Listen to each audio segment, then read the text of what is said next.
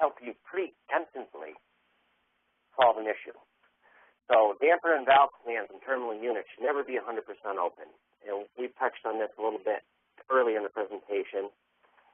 If such device is 100% open, greater than a 15-minute period. So say you came from an unoccupied mode to an occupied mode, and valve on a VAV or a fan coil unit or what have you in the terminal space or the point of view space just goes 100% to get that space up in the temperature. You kind of need to time that out so you're not causing yourself nuisance alarms, but stuff like this should be set in a low priority alarm. It doesn't mean you have to get right on it, but it's good information to have.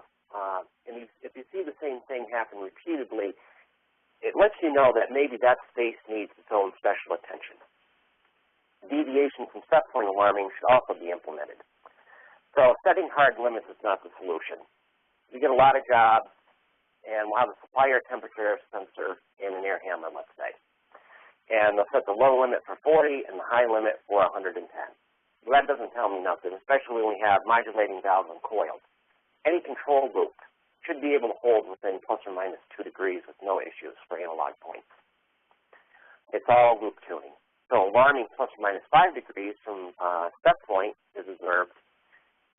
Then something needs to be looked at.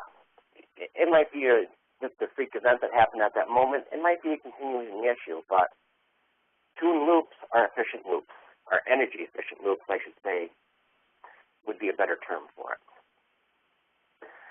Verifying current alarming is in place and alarm counts. Is alarming truly required? So 10 plus years ago, we build a building, we build a space, we alter a space, what have you. This alarming was critical.